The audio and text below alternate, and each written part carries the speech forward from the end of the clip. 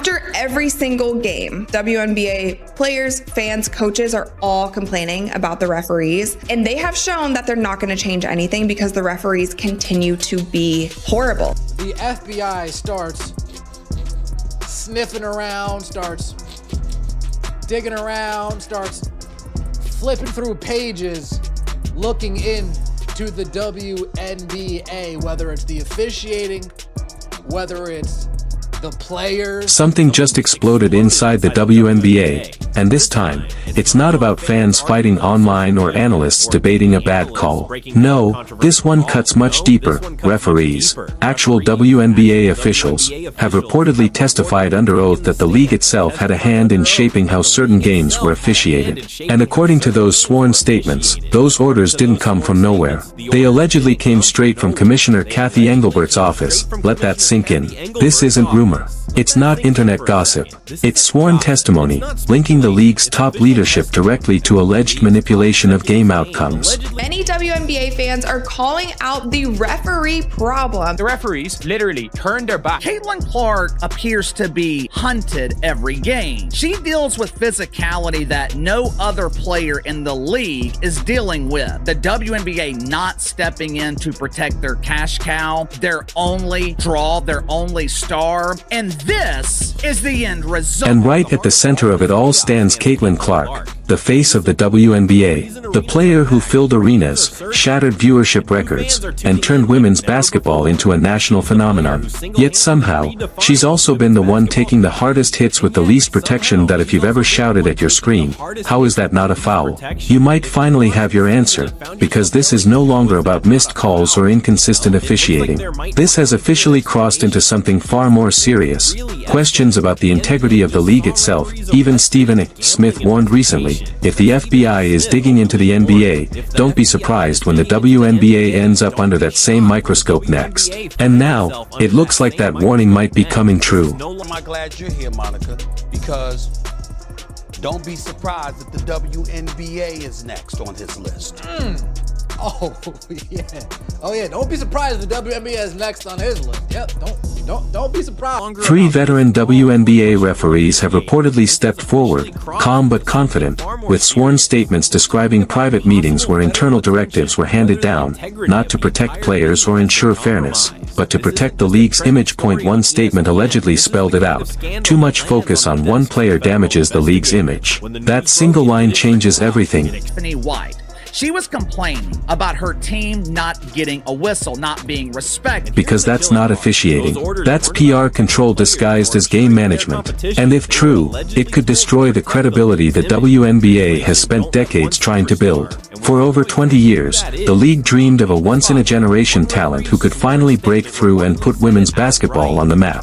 Then Caitlin Clark arrived, and in a single season, she did exactly that. She sold out arenas. The WNBA problem, and as more and more eyeballs are watching this league, it becomes growingly an issue. The officiating feels you never have a true grasp on what it's. She brought millions of new fans. She made the WNBA matter on a scale it never had before, and instead of celebrating that momentum, officials now claim the league tried to control it, to tone it down, to keep her from rising too far above the rest. According to testimony, the message was simple: let the contact go. Don't call the fouls. Keep the physicality high.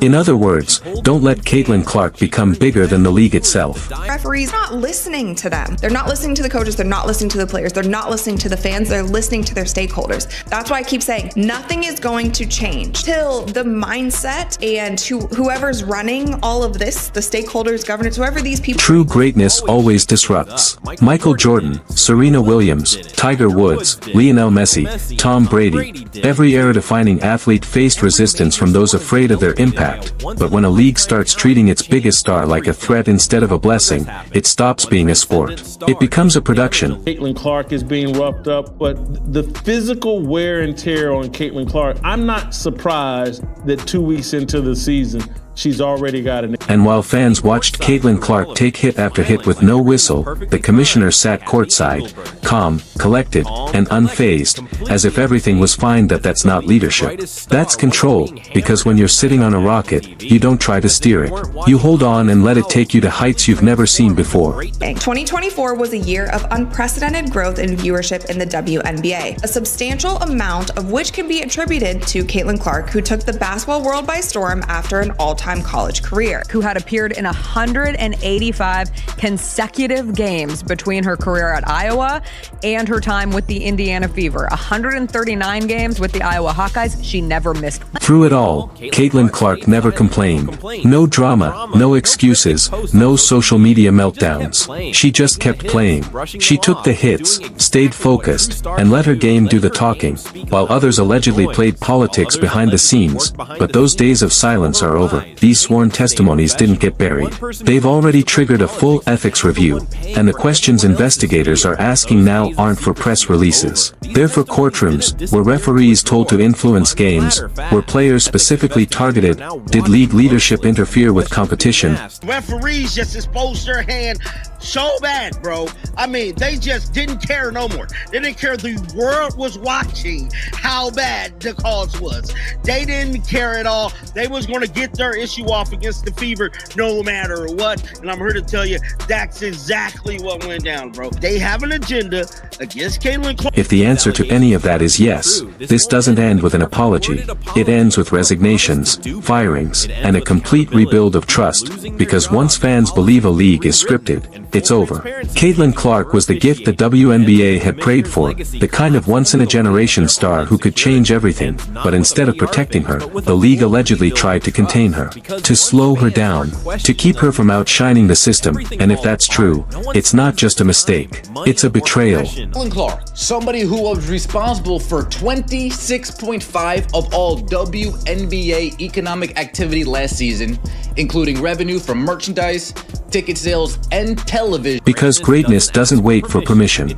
It doesn't shrink to make others comfortable. It rises, and in doing so, lifts everyone around it, and any league that tries to suppress that light isn't protecting its future, it's running from it. If investigators uncover real evidence, meeting notes, messages, directives, this could become the biggest scandal in WNBA history. This isn't just a bad look. This would shake the foundation of the league itself. Even Stephen A. Smith said it best. Don't be shocked if the WNBA ends up under federal scrutiny next. And right now, all eyes are watching. Meanwhile, Caitlin Clark continues to do what she's always done, play with focus, professionalism, and grace. While executives scramble, she stays unbothered. The youngest star in the league, showing more maturity than the people running it. It's a committee for stakeholders, coaches, governors, and general managers, and that is saying what style of basketball they want to allow, and the referees are following that. And then there's the commissioner, courtside in a dress covered with the New York skyline during the most controversial series of the year. That wasn't neutral. That was symbolic, because when the person meant to protect the league's integrity looks like a fan with authority, trust evaporates. So here's the question. Can players trust they won't be targeted? Can coaches trust the results are real?